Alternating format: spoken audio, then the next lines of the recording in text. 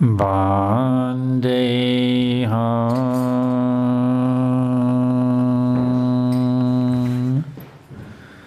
Shri Guru Shri Jata Parakamalam Shri Gurun Vaishnavamscha Shri Rupa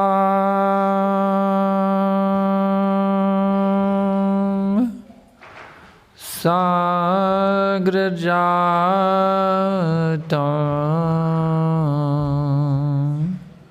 Sagana Raghunathan Vitam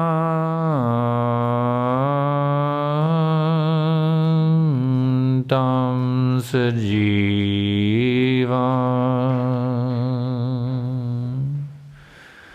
Sadaitam Zavadutam Parijana Saitam Krishna Chaitanya Devam Shri Radha Krishna Padan Sahagana Lalita Shri Vishakon Vitamscha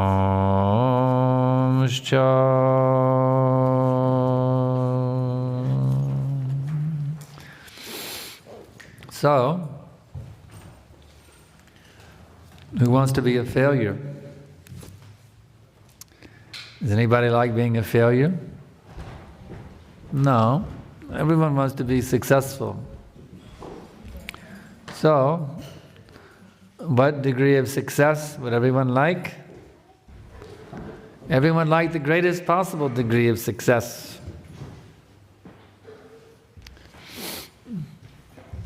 The difficulty is the successes that we endeavor for in this world, they are temporary. That is the difficulty.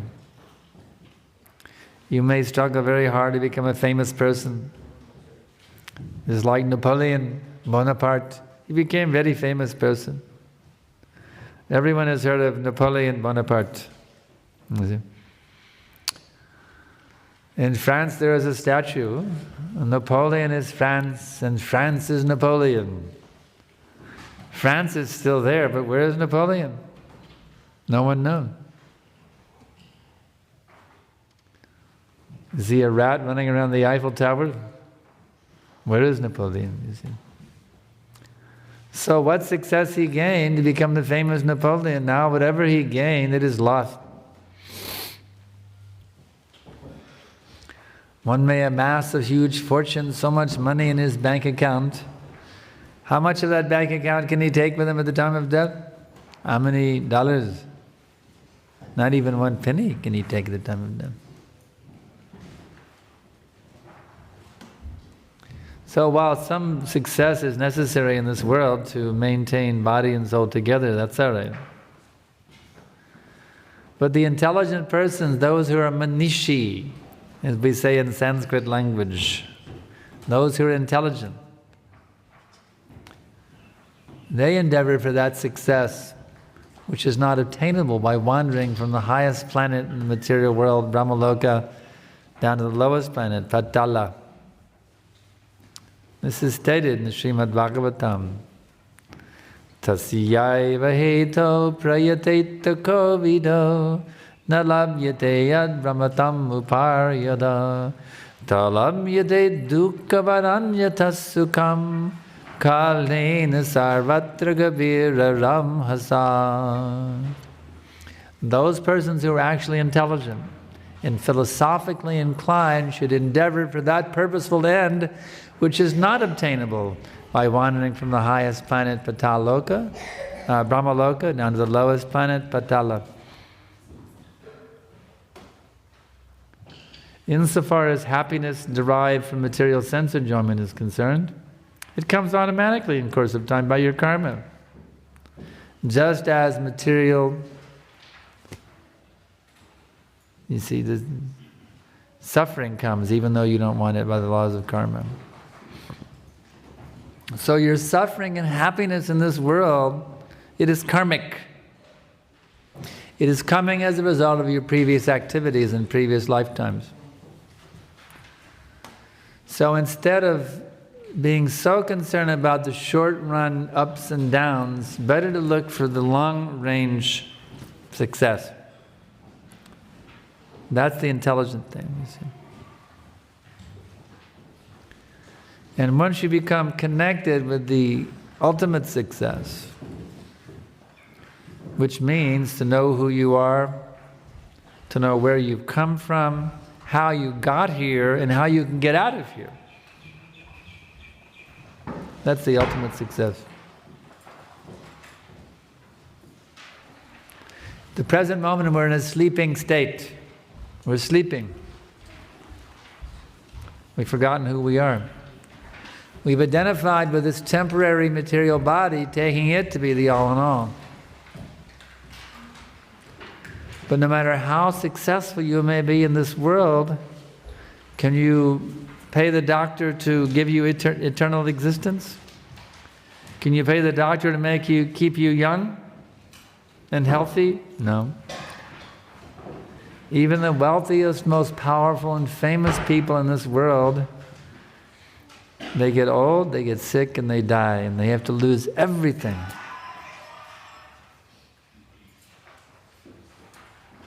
So the great sages of India, they understood that there's a success that goes beyond any success of this material existence. And they focus their energies on achieving that state of success. And they have given us an elaborate system known as the self-realization science by which we can achieve that state.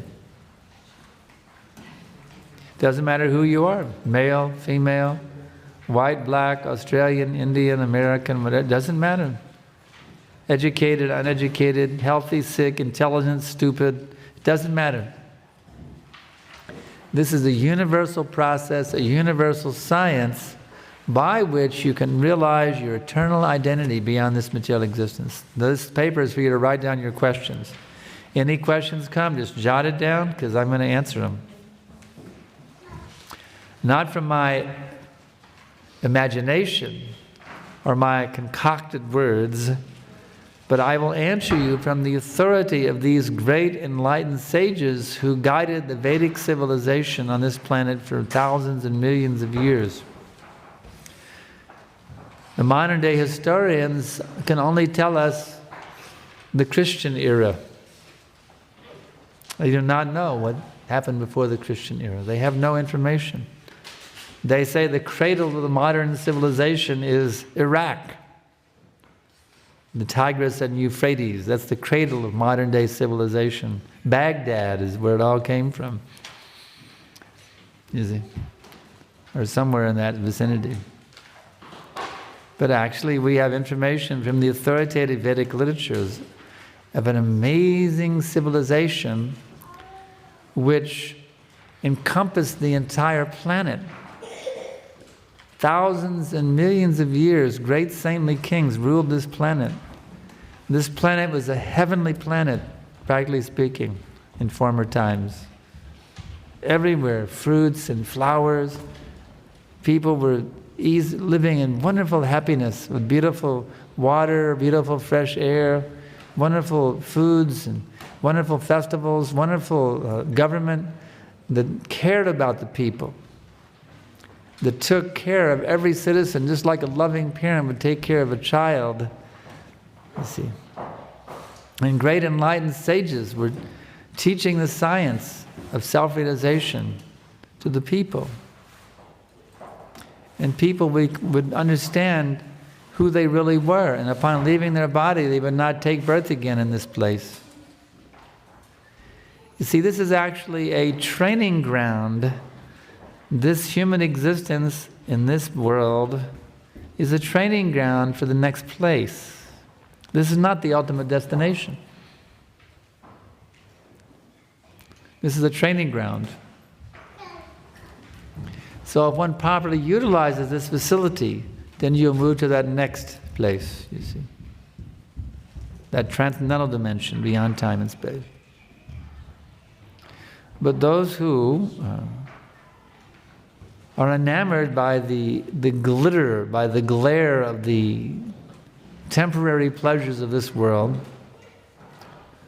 become completely intoxicated and ensnared and entangled in the glitter and the glare.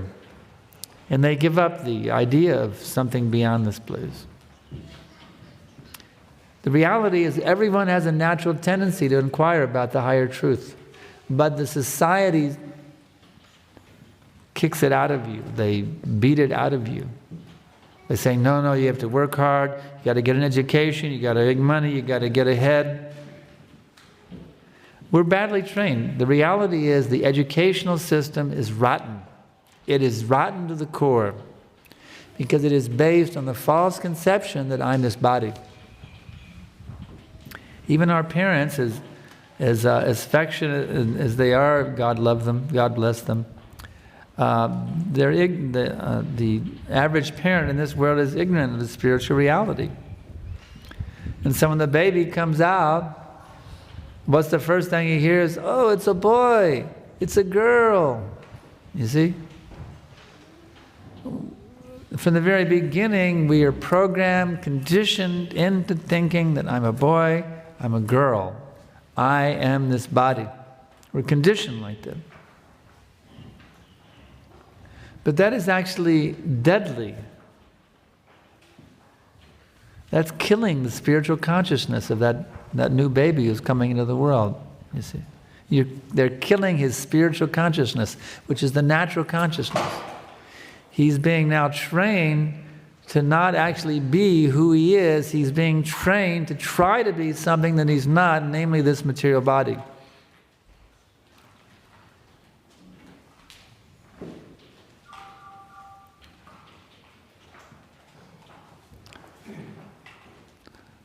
I see you have a striped white, this gentleman here in the front, you have a, what is it, blue and white shirt, with checkers, you see. Is that you? Are you Mr. Blue and White Checkers? No, that is not you. I'm sure in your closet you have some other shirts, you see.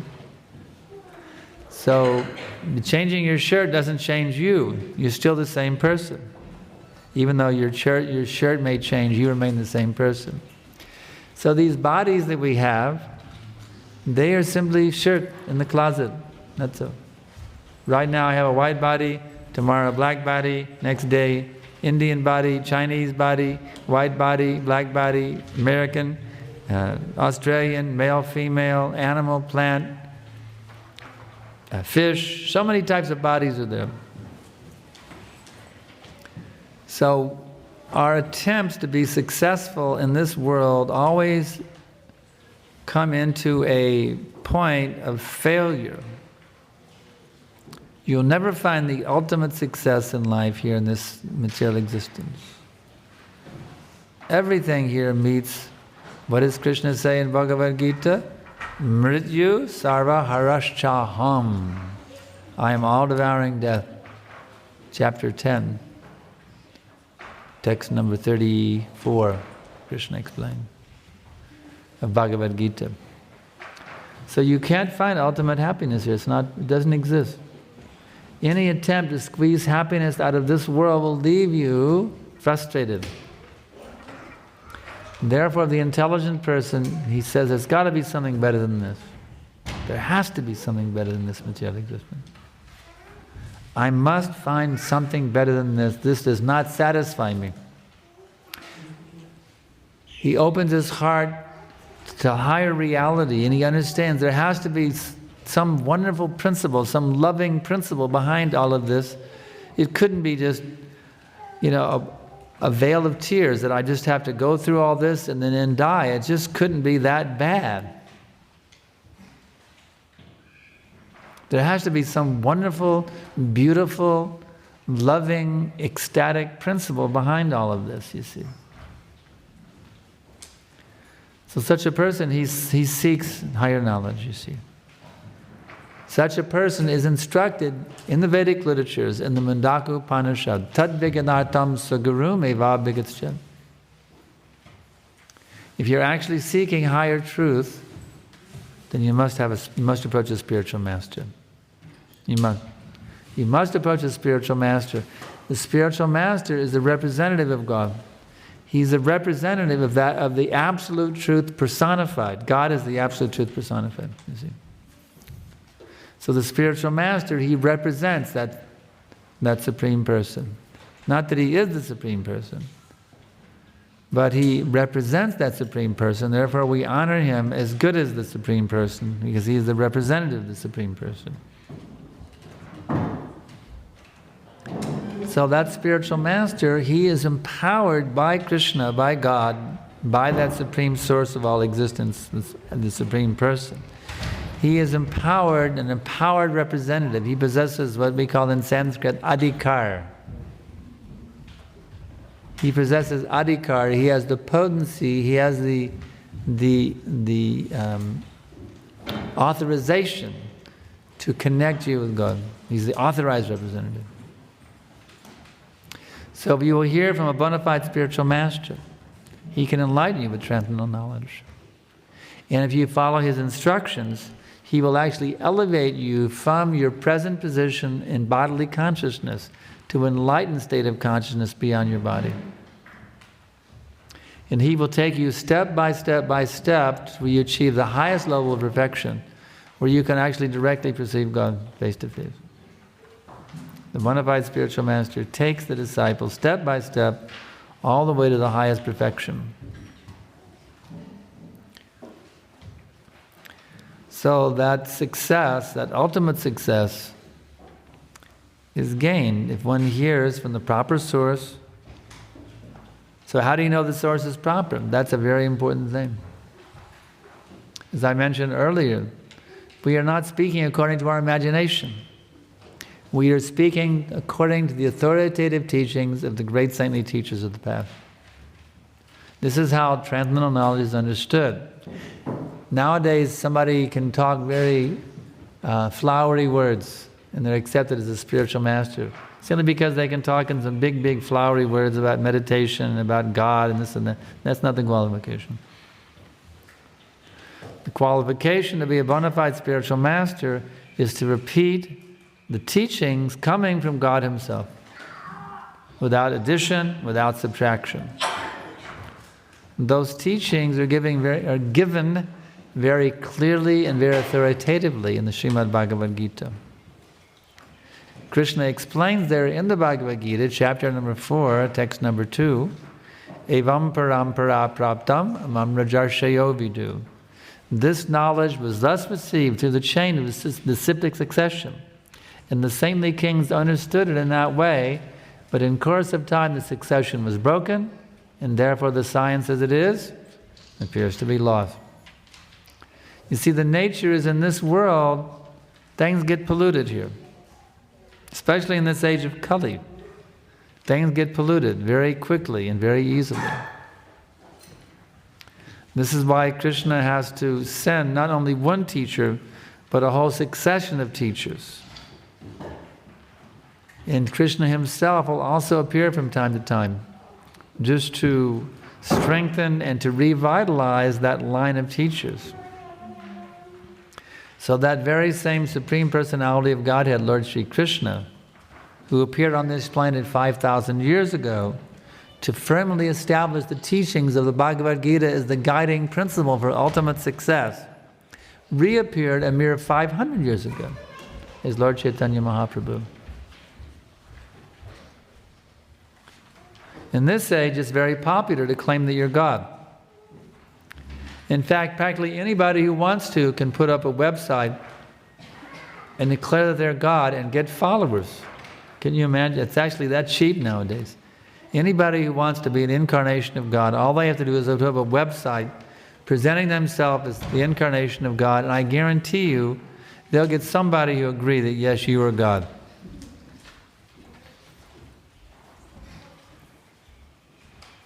That's how cheap it has gotten nowadays, you see. People are so much misguided, so unfortunate, so less intelligent. They can accept anybody to be God. But we have to understand God according to the authoritative description of the great saintly teachers. What is that description? That is given by Parashara Muni. He's very, very great Vedic sage. He's defined God like this.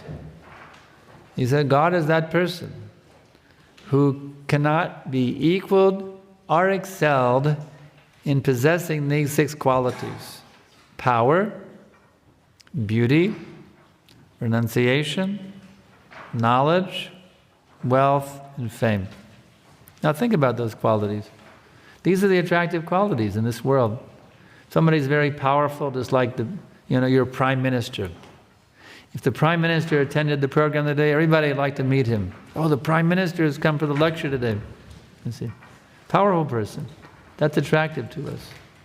Or some beautiful person, some beautiful, like, Miss Australia came today to hear this program. Everybody be, oh, Miss Australia's here. Let me see if I can get my picture taken with Miss Australia, you see. So the beauty is attractive for us. If someone's very renounced, like Mother Teresa or Mahatma Gandhi, who sacrifices everything for a higher cause, you see, that's very attractive to us. If someone's very knowledgeable, like Albert Einstein, oh, Dr. Einstein, the great scientist, if we can get to meet such a person, we feel it's been a great moment in our life. We can meet a very famous, very wise person, very intelligent person. Someone is very wealthy. It's like Bill Gates of Microsoft Corporation, you see. If you can meet such a person, that's very attractive also. Or very famous, like Paul McCartney of the Beatles. You can meet Paul McCartney. Oh, I met Paul McCartney today. And see, these are very big things. Someone who's powerful, beautiful, renounced, knowledgeable, wealthy, or famous, that's very attractive to us. Very, very attractive. So just imagine if there's a person who has so much power, so much beauty, so much renunciation, so much knowledge, so much wealth, and so much fame that nobody can equal him or excel him. Parashara Muni, the great Vedic sage, said that person is God. So the atheists say there is no God. But I ask you, is that intelligent? Is that an intelligent statement, or is it a dogmatic statement? See, there's 2 things. You can be intelligent, or you can be dogmatic. To say there is no God, is that intelligent or is it dogmatic? Let's analyze it. Let's just take one of the qualities, wealthy. You see, that person possesses more wealth than everyone else is God. So if I say, well, there is no God, that means nobody has more wealth than anybody else. So let's check our bank balances. Let's see if if your bank balance is the same as everybody else's bank balance. Is that intelligent? That everybody, okay, show us your bank statements. If no one is God, that means everybody has exactly the same amount of money in their bank account. You understand? But some man is more wealthy, some man is less wealthy, you see. That is the reality. That's a fact. So therefore, since everyone has different amount of wealth in their bank account, if you find that person who has more wealth than anyone else, that is God. And that's confirmed by Krishna in the Bhagavad Gita. He says, Sarva Loka Maheshwaram. I own more than anybody else. I'm the biggest, wealthiest man in all of existence because I own everything. Sarva Loka Maheshwaram. So if the atheist says there is no person who possesses more wealth than anyone else, he's a fool. He's a complete fool. So the atheists are fools. What can I say? In all politeness, all respect to them, they're foolish people. To say there is no one who has more wealth, no one has more power, no one has more beauty, no one who has more renunciation, no one who has more knowledge, and no one has more fame. It's a ludicrous position. It's an absolutely ludicrous position, a philosophical position. So the reality is there is a Supreme Person. And the reality is that we are His children. We exist by dint of the fact that He wants to have a loving relationship with so many living beings, so He expands an unlimited number of living beings from Himself simply for the purpose of having loving relationships with them. That's why we exist. It's not because your mother and father wanted to have a baby. That's not why you exist, because you are not that flesh and blood, you see. You are an eternal living being. You just happen to take birth in that particular family, in that particular time and place because of your karma. That's all. But you've existed long before this lifetime. You've been going through millions and millions and millions of births. You see, you cannot remember them. You see. As Krishna is stated by Krishna in the Bhagavad Gita, Bahuni me vyatitani janmani tavacharjana bhavishani chabhutani mangtu vedina kaschana. Many, many births both you and I have passed, O Arjuna. I can remember them, but you cannot, O subduer of the enemy. So we don't remember those millions of births. Some people think, well, I really want to know what I was in my previous lifetime. Well, I ask you, how important it is then? Why is it so important to you to find out who you were in your previous lifetime? What difference does it make? That's like saying, well, I've been staying in this hotel for quite a while. Every night the management shifts me to a different room. The management shifts me to a different... I've been in this hotel for a long time, and every night the management shifts me to a different room, and tonight the hotel is on fire. But before I escaped from this hotel, I want to remember which room was I in before I was in this room. You see, is that intelligent? They're saying, fire, fire, get out. But first tell me, I forgot, what room was I in my previous night? I forgot the room I was in the previous night. I mean, it's foolish. I got to find out who it was in my previous life and then to think about getting out of the burning hotel. It doesn't make sense. This is why we need a spiritual master, because we have all these foolish ideas about spirituality and religion, which are a bunch of hocus pocus, really. They're a bunch of hocus pocus.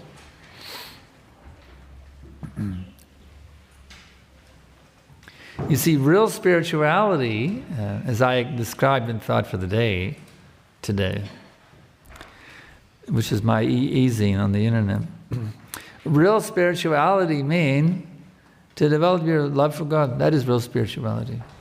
The dictionary defines spirituality as the quality or state of being spiritual. So how do you actually become spiritual? You have to revive your spiritual identity.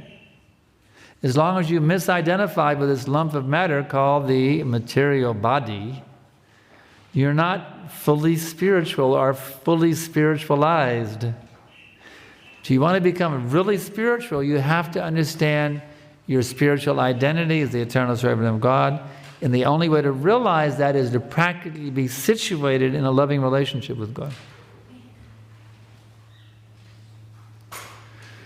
So religion means, it's coming from the Latin word religio, which means to re-link or to re-lig. It's like a ligament connects within the body. Religion means to reconnect with that Supreme Person. So religion, the purpose of religion then is to achieve a state known as spirituality. If you practice religion and you don't achieve spirituality, then what you're doing is not proper. Either the system is not proper or you're not properly following it. A genuine religious system, if followed properly, will bring you to a state of pure spirituality, where you have no more identification with your material body, and you're completely absorbed in the thought and the service of that Supreme Person, the source of all existence. Krishna orders us actually in the Bhagavad Gita, Man manama mad bhakto majajimang namaskaru Mam me vaishacha yutvaivan atmanang matpadayanaha. Engage your mind always in thinking of me, become my devotee, offer your obeisances and worship me. Being completely absorbed in me, surely you will come to me. So that is real spirituality. People talk about spirituality nowadays like, well, I want to be spiritual, but I don't want to be religious. I don't want to belong to any religious organization. I just want to be spiritual. Well, if you want to achieve the state of spirituality, which is the most highly advanced state of consciousness possible, don't you think you require some guidance? If you want to become a lawyer, don't you require some guidance? You want to become a medical doctor, don't you require some guidance? Even to play the guitar, don't you require some guidance? Even to learn how to drive a car, don't you require some guidance?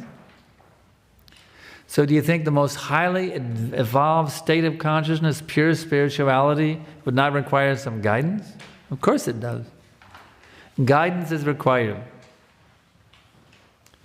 So the bona fide spiritual master, he is that person who is fully authorized, competent, qualified, and ready, fully ready, prepared and able to guide you step by step by step, how you can come out of the quagmire of material existence, the repetition of birth and death, and come to the topmost perfection, the topmost success of reviving your lost relationship with that all-powerful, as I mentioned before, all beautiful, all renounced, all wealthy, all famous, and all wise, supreme person who is emanating everyone from himself at every minute.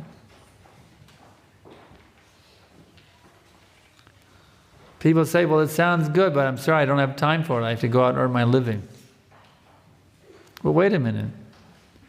Where is your earning your living going to take you besides the grave? I ask you. Where will it take you besides the grave? Nowhere besides the grave. That was when I was a kid in college. I remember that was my realization. I was doing really well. I was an honor student. I was made what they call the dean's list. For the top students. I was regular on the dean's list as one of the top students in the institution. But it didn't make sense to me. Why am I doing this? Here I am working very hard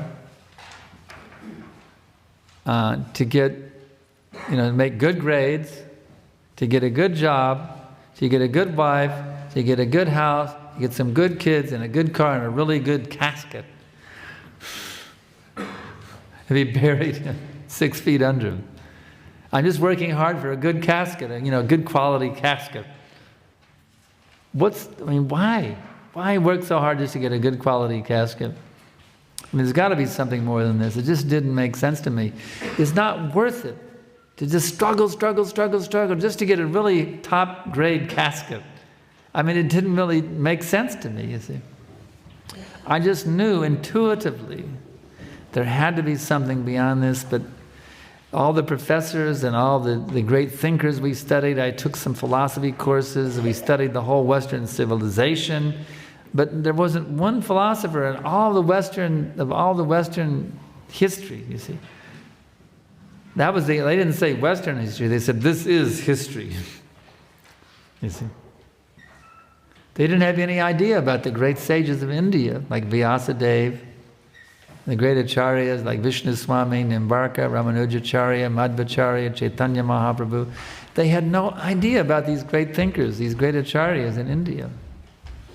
You see, they simply taught us, like Marcus Aurelius, the Roman philosopher, who said, you just got to tough it out.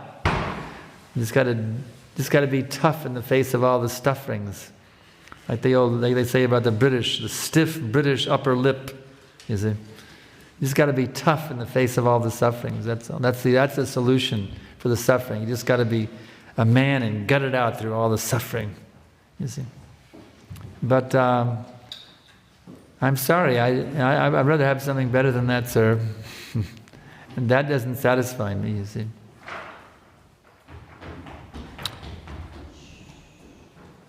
Some philosophers said that, well, There really is no meaning to existence at all. These are called the existentialists. Life actually has no meaning. It's completely devoid of meaning, but because you feel the need for meaning, therefore you must invent some meaning to somehow pull yourself through. One of the famous exponents of this philosophy, his name was Camus. He was a French philosopher. And to prove that he really believed in his philosophy, you know what he did? He drove his car off a cliff, committed suicide. You see. He was true to his existentialist philosophy. So, but I ask you this. Notice the flaw in that existentialist philosophy. They say because you have a desire for meaning, therefore you have to invent meaning. But my question is this: why would you have the desire for meaning to begin with? If there is no meaning, where from the desire for meaning comes? Just like if I told all of you here today, there's no such thing as water. Would you believe me? No, because you have the desire for water. In other words, the yearning, the hankering something indicates it's actually there, it exists. So the fact that the living beings are hankering for meaning to existence means actually there is a meaning for existence.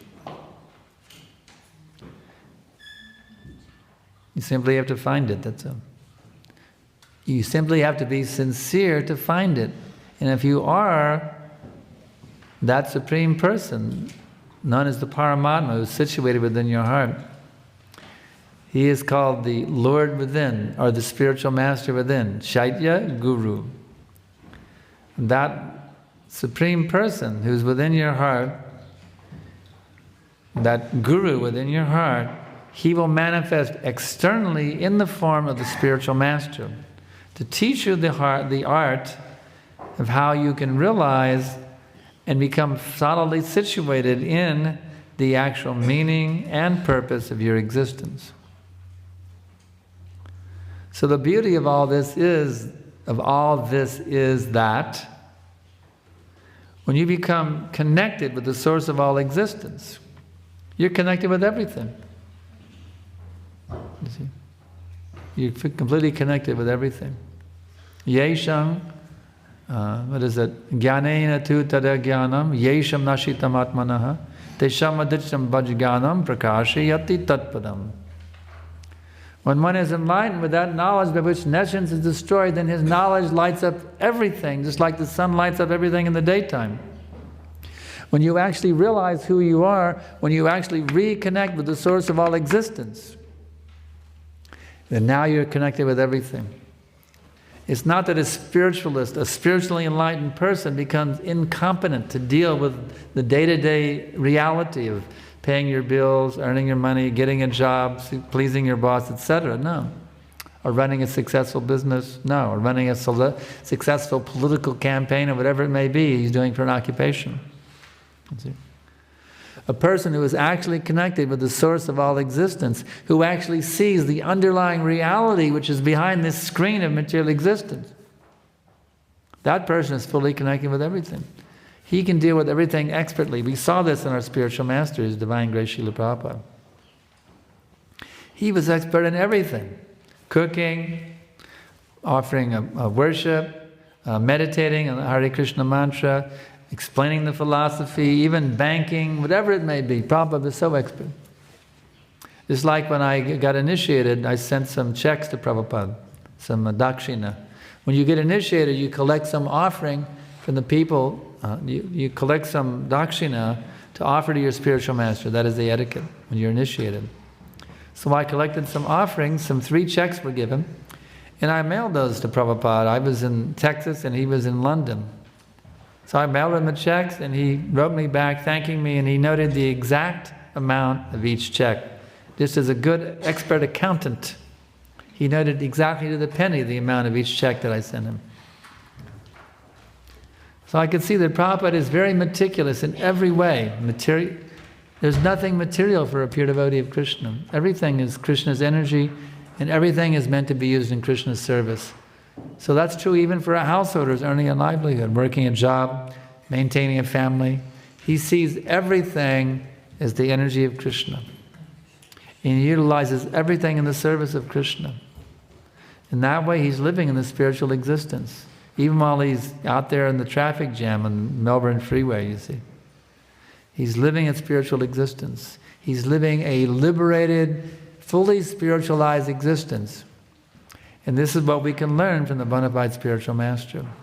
How to fully spiritualize our existence, so in every way we're successful. One who is purely absorbed in this enlightened state known as Krishna consciousness is not in anxiety about anything, because he sees the loving hand of Krishna or God at every step. His only concern is, how can I always think, speak, and act in all times, all places, and all circumstances in a way that is pleasing to Krishna, the Supreme Person. Because if one does that, then that Supreme Person who owns everything and controls everything will facilitate him in every possible way. So this process is a highly effective process where you can be blissful all the time. You can be materially successful and spiritually successful and live the most wonderful, happy life in this world. In the time of death, you're just going to even a better situation. One who is fully happy in Krishna consciousness in this lifetime, the time of death is not an anxiety for him.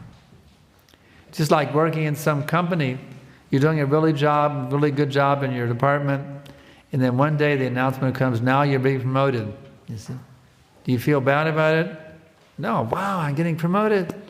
Getting a better position, better facility, better remuneration, everything better, you see. So for someone who practices the self-realization science under the guidance of a bona fide spiritual master, in this lifetime, death is, wow, now it's time for the promotion. And you're getting promoted now to a higher position with better remuneration, better facilities, everything better. You see? So this process of self-realization taught by the bona fide spiritual master, which is coming from all the way from Krishna, the Supreme Person, as clearly described in the Bhagavad Gita and other Vedic literatures. We have the literatures here on the table. The Bhagavad Gita is there on the far left. You can see there, Bhagavad Gita. We encourage you, if you don't have this Bhagavad Gita, get it today. And whether other books you'd like to get. Anyone who purchases a hardbound book today, I will give a special written blessing. You can bring it after a certain point in the program. You can come and I will give you a written blessing in your book to help you and encourage you on the pathway of perfection. So, this process, some people try it and they say, well, it doesn't work. Well, that means they didn't really plug into it. Just like saying, well, I tried the cookbook and it didn't work. I just got some goo instead of banana bread. But wait a minute, did you carefully follow the recipe, sir? Did you? Well, I didn't have any baking powder and I was too lazy to go to the store to pick it up. And I thought, well, it's okay, it's just one ingredient. Well, no wonder you got some goo in the bottom of your pan. If you want to get the result, you have to follow it precisely. And then you will get the result, guaranteed. You will come to the point where you can have direct personal contact with God 24 hours a day, in direct personal loving exchange with Him at every minute. But you have to follow the recipe precisely. You cannot concoct your own banana bread recipe, you see. Take the recipe exactly it is given in the Bhagavad Gita, you see. Take a spiritual master. Offer your food to Krishna. Always think of Krishna. Offer everything to Krishna. These are described. The Bhagavad Gita tells you everything you need to know, how to become perfect. The spiritual master is simply there to see that you're actually properly understanding the Gita and you're properly practicing the Bhagavad Gita. He's not inventing anything new. He's just a servant. He just passes on to you what he got from his spiritual master. That's all he's doing. He's not inventing anything new or different. So if you work this process works. That's a fact. And the key system in this age for making that tangible connection is called chanting. Harinama, Harinama, Harinama, eva kevalam. Kalo nasteva, nasteva, nasteva, gatiranyata. Chant the holy names, chant the holy names, chant the holy names. There is no other alternative, there is no other alternative. There is no other alternative for God realization in this age. So now we will do a little chanting, and if you take it with full attention and seriousness, you will experience how enchanting is this chanting. You will feel yourself being uplifted into a higher dimension of consciousness. So if you would like to experience a higher dimension of consciousness, then we ask you to put yourself into a meditative state of mind by fully absorbing yourself in this transcendental sound vibration. If any of you here are new to the chanting, you can just follow along after me. I will be leading it one mantra. I'll say the mantra and you repeat it back to me. So now we will begin. The drum player who is playing drum, be very soft. I have some damage in my ears, so it has to be soft drum. If it's too loud, I'll go like this. That means curb down the drum.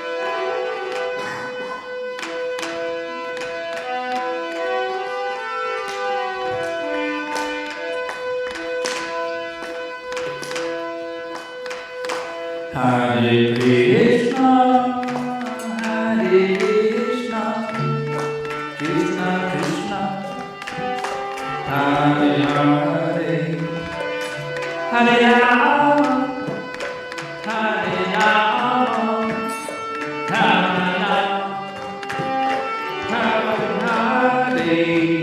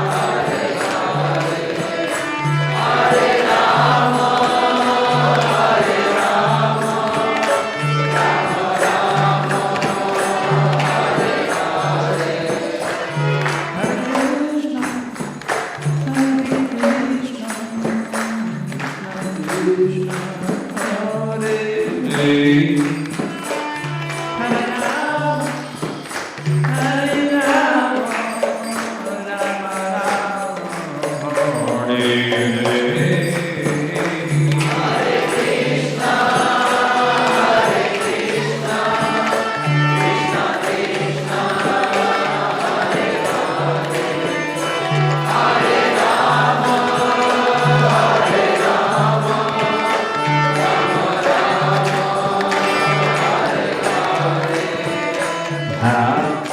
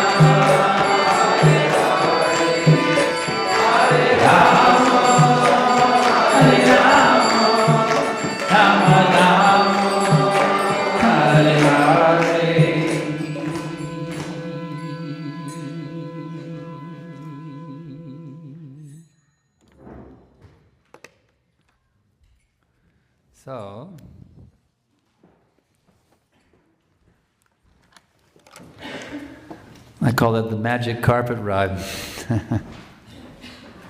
The fact is that if you'll actually absorb your consciousness in a very meditative way on Krishna, then that wonderful Krishna smaranam, it is called in Sanskrit, that remembrance of Krishna, that beautiful person, that all-merciful, all-knowing, all-powerful, amazing person, who's the source of all existence, who's within every atom and between every atom, that person will lift you out of this material existence and take you back to your original eternal identity. The key is the kirtan, the chanting. You can chant in a kirtan like this, a group chant, or you can chant individually. That's called japa. You can get up in the early morning hours, get some prayer beads, and chant. Hare Krishna, Krishna Krishna, Hare Hare, Hare Rama, Rama Rama, Hare Hare. In this way, in kirtan, in chanting, and in between that, read the books, the philosophy, and do service. Offer your life in Krishna's service. Whatever you're doing, if you're a student, study for Krishna. If you're a worker, earn money for Krishna. If you're a householder, make your house a beautiful ashram, a Krishna-conscious ashram. If you're a businessman, make millions of dollars to build temples of Krishna all over the world. Whatever you're doing, do it for Krishna. In that way, your whole life becomes the most wonderful experience known as transcendental meditation. This is real transcendental meditation. To be connected in a loving relationship with that person who's the source of everything. The yogis, they try to mechanically fix their mind on Krishna. Before I discovered Prabhupada, I was looking for a guru. I found one guru who taught me to meditate on a candle. So I would sit there, I'd turn off all the lights, I'd put the candle on and sit there and stare at the candle. But I didn't get any transcendental bliss from the candle. I wonder why. Candle doesn't have transcendental bliss, you see. You ever had a blissful, loving relationship with a candle? And all they can do is burn you, really, you know. So, but if there's a person, a beautiful person who's never going to get sick, never going to get old, who's all powerful, all beautiful, and can give you unlimited loving reciprocation, isn't that a better deal than a candle flame? So that's what I found when I found Prabhupada, you see. He was teaching me to meditate on a beautiful person. And there's actually no one more beautiful than Krishna. Because all beauty comes from Him. Every beautiful woman, every handsome-looking guy, everyone gets, all the good-looking people, all the beautiful people, they get all their beauty comes from Krishna. If somebody is beautiful, they have some potency of Krishna in them, that's fine, you see. If there's a handsome-looking guy or just a beautiful, beautiful girl, that's some of Krishna's Shakti. His beauty Shakti is invested in that person. So just imagine how much beauty Krishna has. He's the source of all the beauty. So in this way, if you can, connect with Krishna through loving meditation on His holy names, which is the recommended means of meditation in this age, then your life's going to become beautiful. I mean, you'll be a beautiful person. You'll become a beautiful person by associating with the Supreme Beautiful Person. Even if you're materially ugly, you see, a horrible looking person, materially speaking, you'll become beautiful just by associating with the Supreme Beautiful, you see.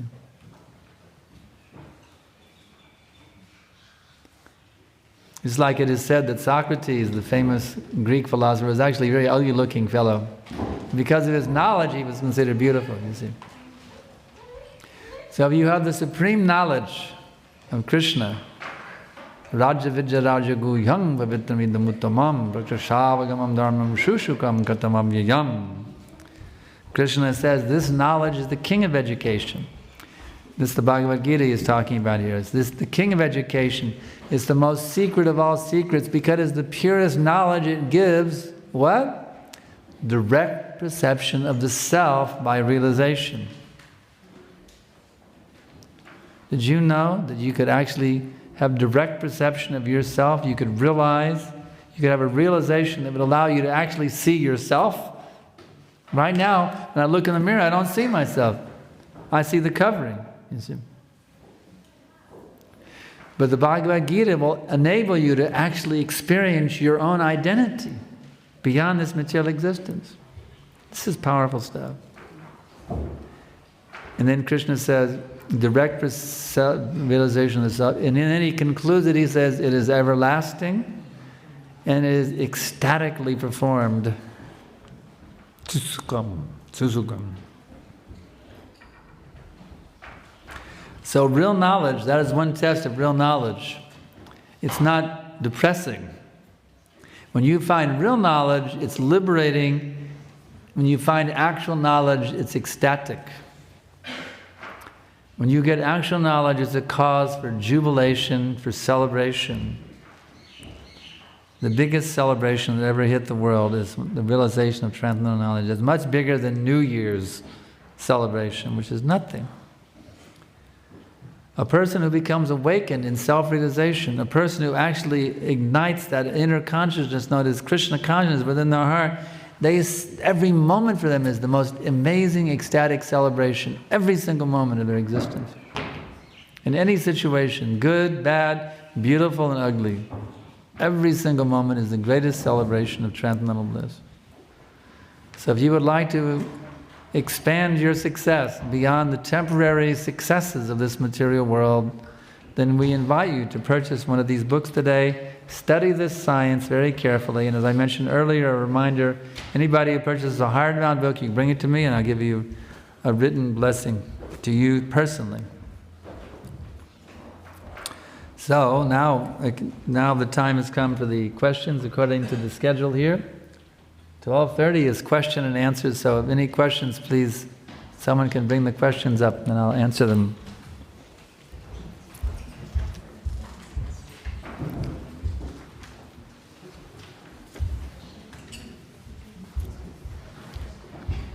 Give me one, okay, good. Okay, first question. How can I regret my past negative karma? And does Krishna just forgive anyone who repents deeply for his sins, or does he still have to pay for his wrongdoings? Krishna describes sarva papebhyo mokshayashami. I wipe it all clean. Whatever karma you have, I wipe it clean. He says sarva papebhyo. That doesn't mean part of your karma. Sarva means all. Sarva papebhyo mokshayashami. I deliver you from all of your karma. So it's nice to regret our past misdeeds. It's good to have that repentant mood so we don't do it again. But it doesn't mean that I'm killing myself over it.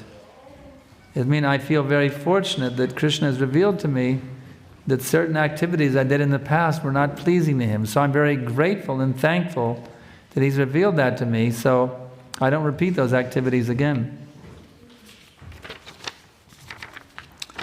Did Yashoda and Nanda Maharaj wish for a son instead of a daughter?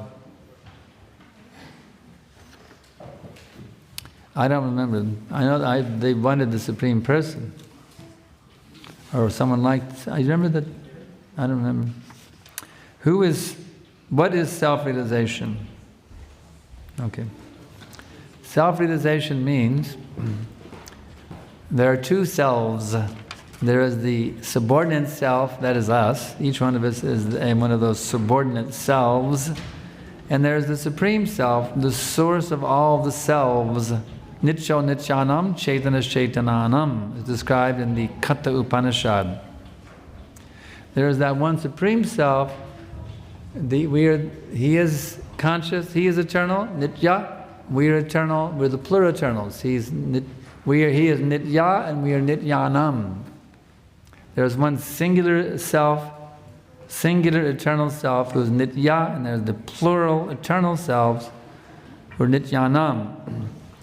That one Nitya is also conscious, Chaitana. There's one conscious self, and they're the plural conscious selves, Chaitananam. So Katha Upanishad then describes what is the difference. Eko Bahunam Yovidadati Kaman. That one supreme conscious eternal is supplying all the necessities of the plural conscious eternals. So to become self-realized means to fully understand who is the individual self and who is the supreme self. That is self-realization.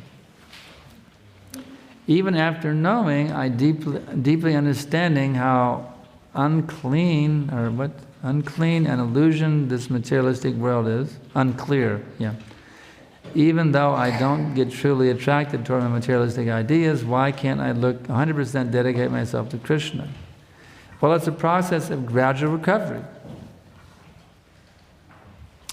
When you're sick and the doctor prescribes medicine, do you become immediately 100% well by popping that pill down your mouth? No. It's a gradual process. You're 100% sick, you take that medicine, now you're only 99% sick. And then you become you're 1% healthy, and then it becomes 2% healthy, 98% sick. You get the idea, 40% healthy, 60% sick, 60% healthy, 40% sick. It's a gradual transition from being completely sick to becoming completely healthy. So when you take up this process, there are stages you go through where you gradually become more and more fixed in pure Krishna consciousness. You have to be patient, like you have patience in the doctor's medicine. You take it even though it's bitter, you continue taking that bitter medicine because you know this will cure me. So sometimes the process appears to be bitter. I'm not getting any taste or enjoyment from it, and it's difficult for me to rise early and do my chanting, etc. But one does so knowing full well what will be the result of following the process exactly as given by the Supreme Physician, God Himself.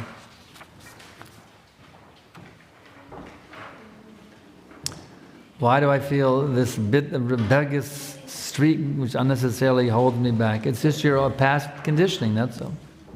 You have to be patient, you got to stick with the process, and gradually the rebellious nature which has brought us here into this world of birth and death, that rebellious nature will be subdued, and this submissive nature to the will of the Supreme will become beautifully, wonderfully, splendorously reestablished.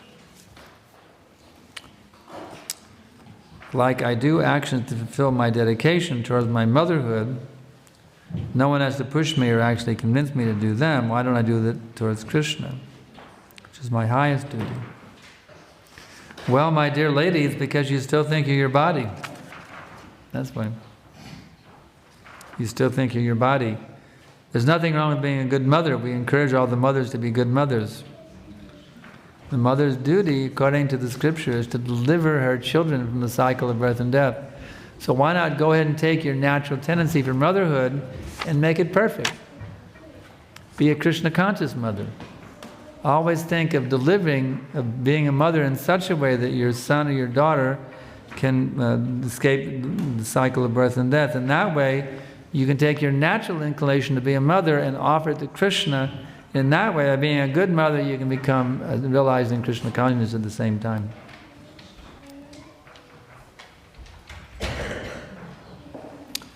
Why am I not wanting it? Well, obviously you are wanting it, otherwise you wouldn't have written down this question. You're actually obviously wanting it, but you're not wanting it strongly enough. And that's why you've written the question. Well, we're never really wanting it enough. The mood of the pure devotee is even when he is completely perfect in Krishna consciousness, he's thinking, I need more Krishna consciousness. So this is a very nice mood. Why am I not wanting Krishna consciousness enough? We should always feel that way. We should always be hungry and greedy for more Krishna consciousness, more Krishna consciousness. Okay. Are the eternal beings in this Kali Yuga the same eternal beings that exist in the previous 3 yugas? Eternal beings have nothing to do with the yugas. Natvevaham jatu nosvam natam neme janadipa nachaivana bhavishyama sarvamayamutahapadam. Krishna confirms in Bhagavad Gita, chapter number 2, text number 12. He says, never was there a time when I did not exist, nor you, nor all these kings, nor in the future shall any of us cease to be. So the fact is that we're all eternal.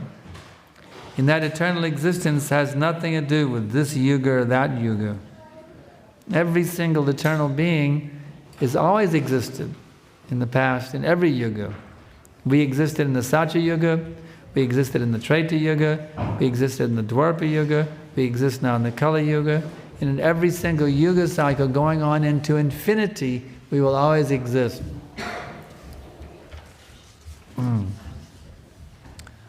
Where do we get money from?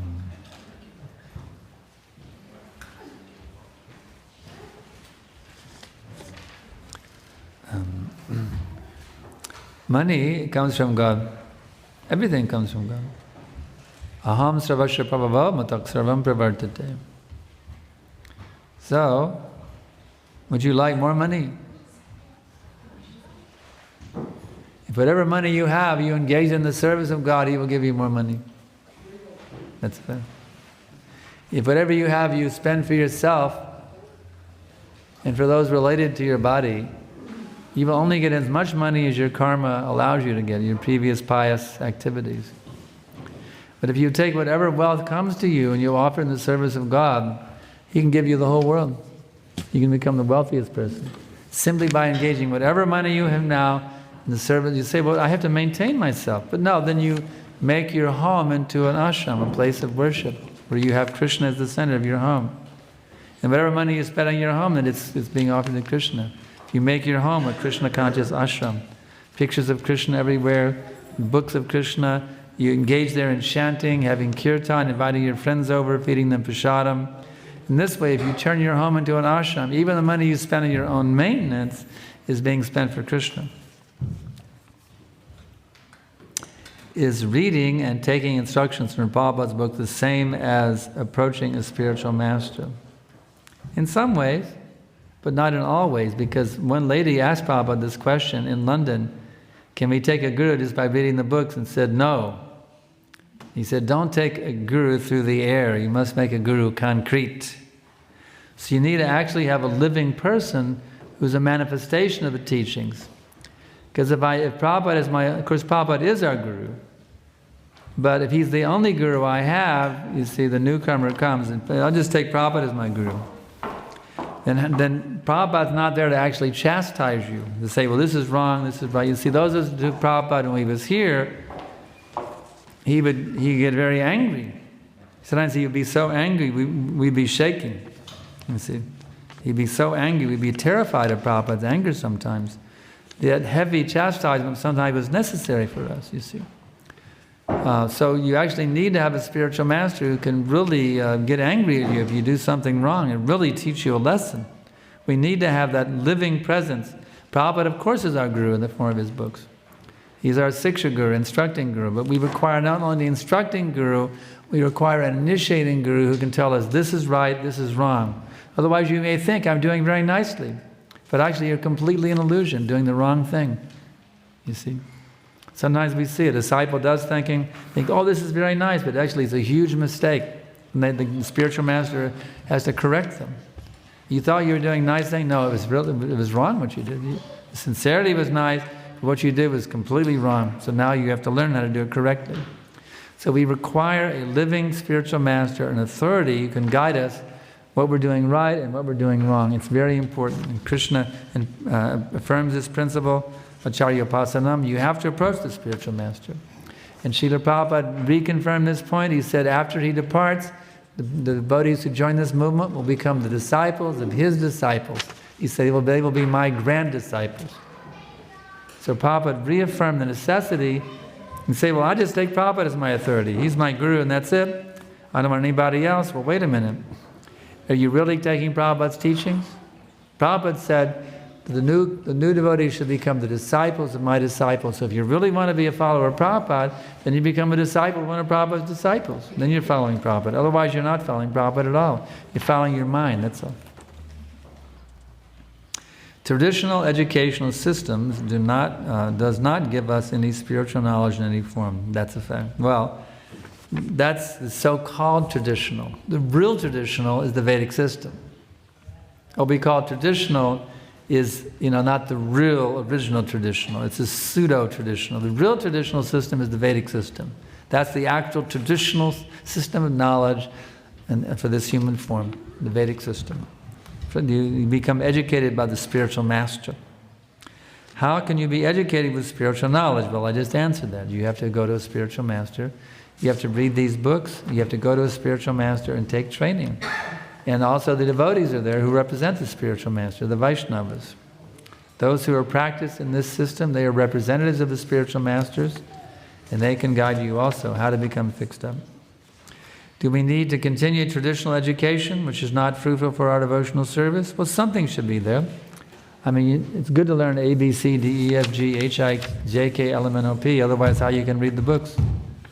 But it's better that traditional, or you could say so-called traditional basic knowledge, geography, Tasmania, New Zealand, Australia, etc. Geography, these things should be known. But it's better those are taught by devotees. It's better we have a school for our own school for the children instead of sending them out to the schools where they're miseducated.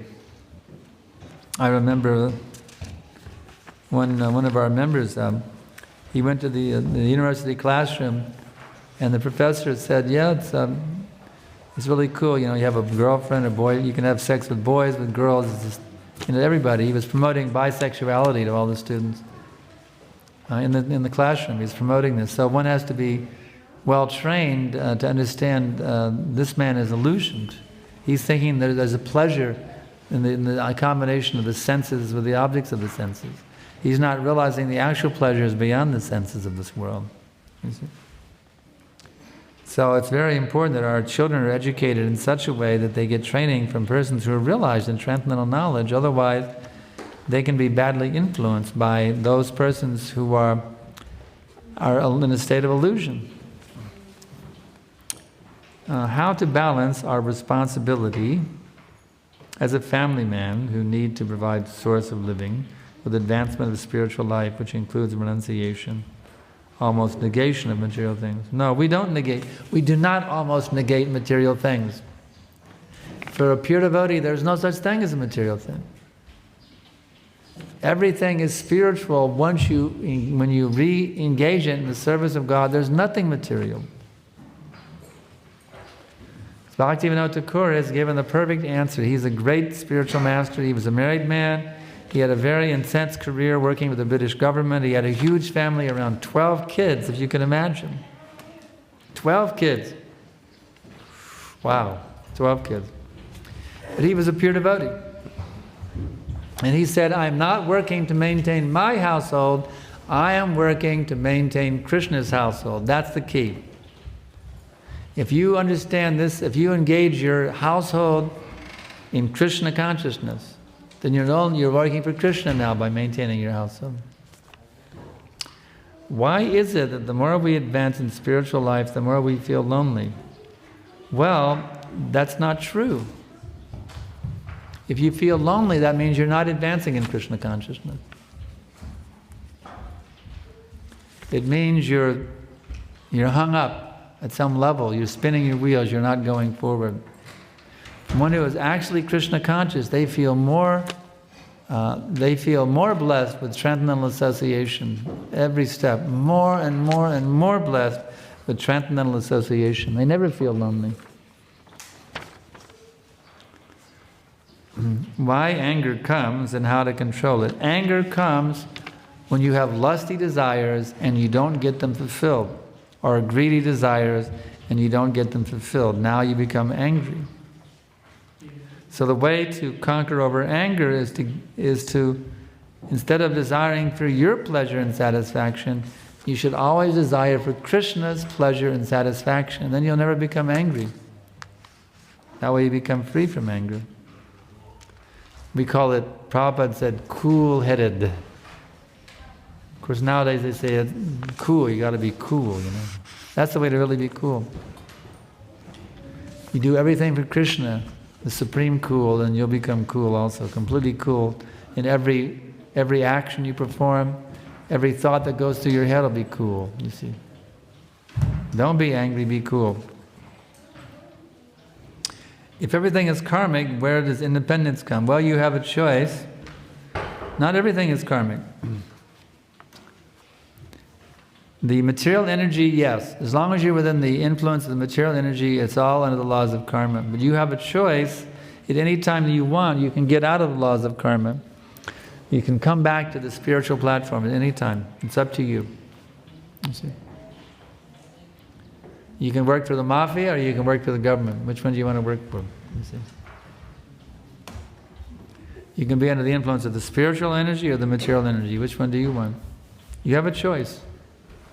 We always have the free will to choose, do I want to serve the spiritual energy or the material energy? Serving the material energy means you're a slave. Serving the spiritual energy means you become a liberated soul. Mahatma. Siddha. So you choose which energy you want to serve.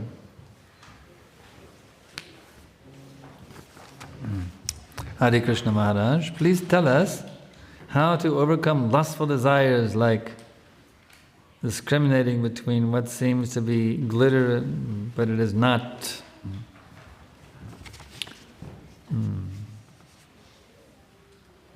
By hearing from the bona fide spiritual master, by hearing from the saintly devotees of the Lord, by hearing from the revealed scriptures, we can understand clearly what is in our best interest and what is not in our best interest. So if one will then apply what one has heard by modifying one's habits, just for example, a devotee of the Lord gives up illicit sex, meat eating, intoxication and gambling. He's not interested in these things. They're the glitter, they appear to be very pleasurable for one who indulges in them, but the devotee knows they are deadly. They're one-way roads leading off a cliff. He's not attracted to them. He says, well, my mind may be attracted to some lusty desire of enjoying some woman, but nip it, just stop, nip it right there. And with his intelligence, he cuts that thought off, you see. This is a weed trying to sneak into the garden of my heart. Nip it in the bud immediately. How do we get into love of chanting? Like, I want to chant, especially when we're doing inattentive chanting. Well, it's very simple. We have to remember the Shikshastra of Lord Chaitanya Mahaprabhu. He said that these names, they have unlimited potency, but unfortunate as I am, I have no attraction for them. So we have to lament, actually, that even though this name is all attractive, this name is full of unlimited loving rasa, even though everything is there in the name, I'm such an idiot, I'm not attracted to the name. It's so unfortunate. So then we have to beg for the mercy. My dear Lord Chaitanya, please bless me. My dear spiritual master, please bless me, that I can develop an attachment for the name. And then by the grace of Guru and Krishna and Gauranga, then that taste will come if we beg for it. What do we need to tell a stranger about the advantages of the real need to be in Krishna consciousness? Basic things he can understand very easily.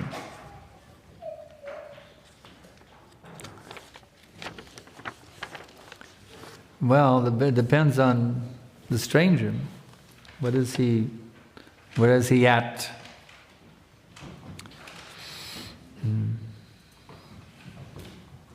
So, but what is the basic understanding? What is the advantage of being in Krishna consciousness?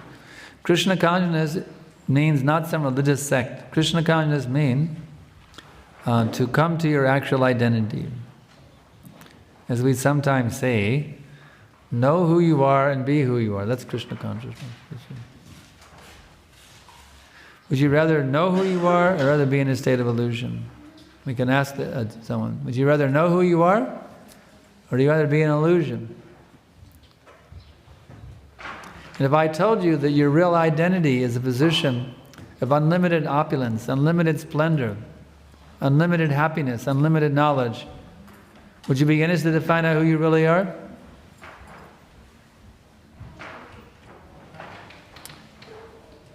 You see?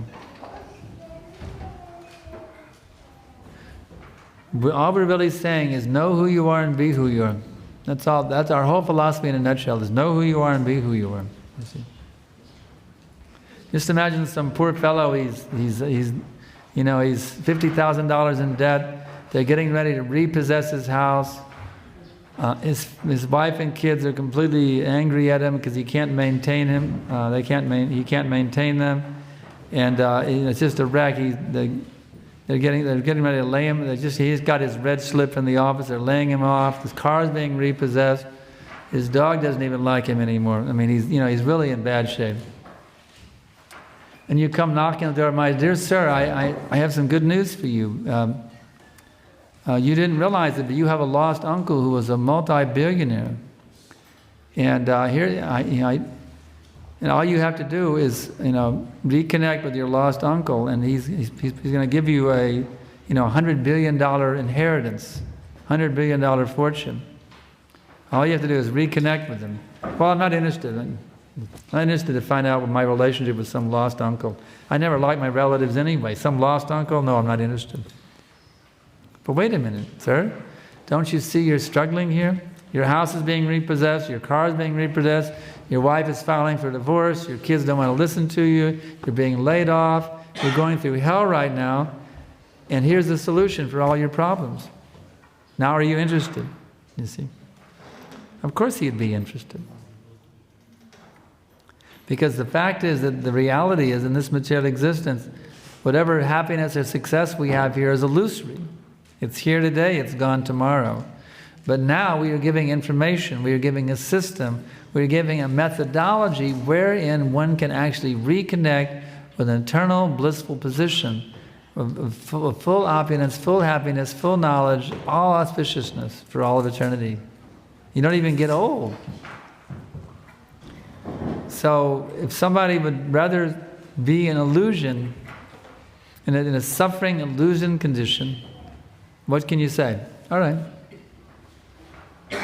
Good luck, you see.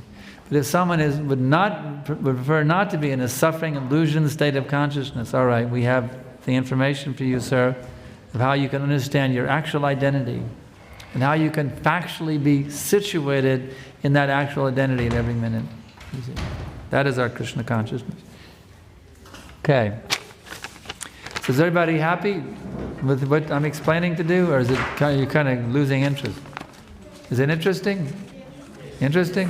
Okay, good. I don't want to be talking to the four walls and everybody's minds flying off to the beach or something like that, you know what I mean? I hope that everybody can actually tune in and get connected with this knowledge, because it's not coming from me. I'm giving you some knowledge which is coming from a great line of saintly teachers. And if you connect with this knowledge, if you can hear it and you can take it into your heart, this you're going to be liberated just by hearing this lecture.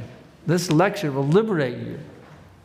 If you can take it deep into your heart, realize it, understand it, and practice it, I guarantee you, anyone who hears, understands, and follows this knowledge I'm explaining you today will become liberated.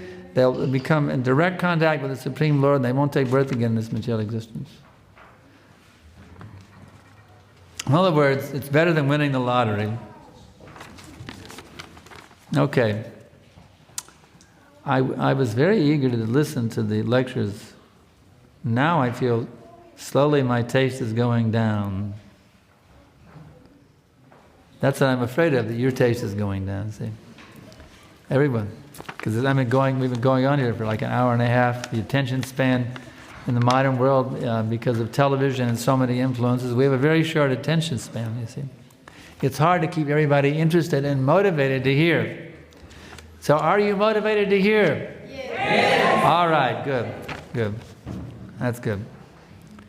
So, I really want that taste back, but I don't know how. Well, that taste comes gradually. Sometimes it's up, sometimes it's down. The key is, whether you have the taste or you don't have the taste, continue chanting and hearing with faith in this process, and if you do so, that taste will come. It will gradually come, just like someone says, okay, I want you to see the sunrise. And I'm going to sit you down on the eastern horizon, I'll watch the sun come. You say, well, I don't see it. I've been here for 15 minutes, I don't see the sun. Well, I see, but can you see a faint glow on the eastern horizon? Well, if I really look, yeah, there is a faint glow out there, you see? So Krishna consciousness is like that. In the beginning, you get a faint glow. You say, but I don't see the sun. Be patient, sir. That faint glow will become a gradually less faint glow until finally that little teeny weeny little sliver of sun peeks up over that eastern horizon, you see. So if you will stick with this process faithfully on the instructions of the spiritual master and the saintly teachers, I guarantee you that day will come and the full-blown sunrise of Krishna will manifest in your heart and you'll be completely enlivened, you'll have no anxieties, no anxiety this world can even touch your heart. You'll be a powerful, successful leader of this world. I guarantee it will happen. Okay. The similar question. My taste in chanting is very inconsistent. I already answered this one. The same question in a different way.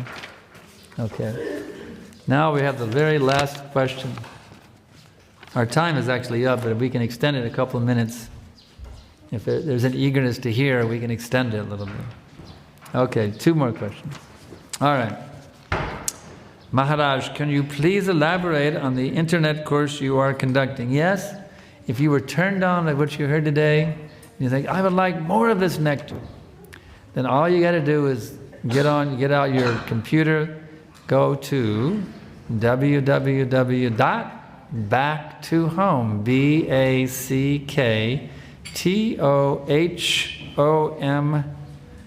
BACKTOHOME.com, backtohome.com. You can pop your email address in there and your name, and boom, now you're connected with my internet training program. And every day you're going to get thought for the day, and you get a weekly lesson also for 133 weeks. After that, it stops, but I'm trying to fill in some more. For 133 weeks, you'll get lessons on the Gita, and you get a daily thought for the day. That's going on nonstop. And so that's how you can connect. And then you can personally ask me questions also, and I will answer them. You find sometimes get a little backlog, like now I'm 2.5 weeks behind, but I will answer your emails personally, and I won't send them to the secretary. I will personally answer your emails and give you personalized guidance to help you get out of the suffering of material existence and help you become an empowered spiritual leader on this planet. How often are you coming to Melbourne to give discourses? Once or twice a year. Is it going to be once or twice? We were debating, but now my disciples here said, no, Gurudev, you must come twice. So should we come once or twice a year? Twice. Twice? Okay. All right, we'll see if we can come twice. And are you initiating disciples? Yes, everyone in Melbourne is welcome. Of course, if you have we have many spiritual masters in our society, and we honor and love all of them. They're all wonderful. They will all connect you with Krishna, just like I can connect you with Krishna. So we encourage you to connect yourself with Prabhupada's books, and then get connected with one of our many spiritual masters who comes and gives discourses here. But if you specifically feel that I can, if you feel a special connection with me, and you'd like to be my disciple, you can do that. By the qualification is to chant 16 rounds every day on the Japamala beads, strictly avoid illicit sex, meeting, intoxication, and gambling. In this way, through the local temple, our Melbourne temple, they will qualify you and recommend you to me when you're ready for initiation.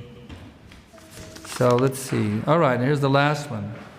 Can you tell me more about Radharani? Yes. She's Krishna's girlfriend. What more can I say? I mean, that says everything about Radharani. She's Krishna's #1 girlfriend. Okay, our time is up, and I don't know when the book thing is going to happen, but in the schedule. I don't know, what's the next schedule now? Prashadam? The books after the Prashadam, no. Let's do the books first. While Prashadam is being organized, anybody who wants a book, go to the temple, go to the table, give your donation, bring the book over here and I'll sign it before Prashadam. Huh? Yeah. So that's the next program. While Prashadam's getting ready, the books are over there. This is the ultimate Prashadam. Anybody who wants a signed blessing, get a hardbound book and bring it over here with your pen, and I'll give you a written blessing. Thank you very much. Hare Krishna.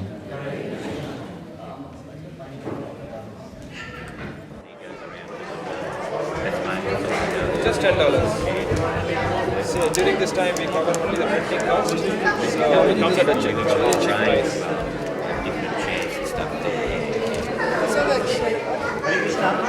Balaji is going to sign the books here, so those who have already bought the hard copy, second thing is Maharaj and 20. Oh, that's a Maharaj.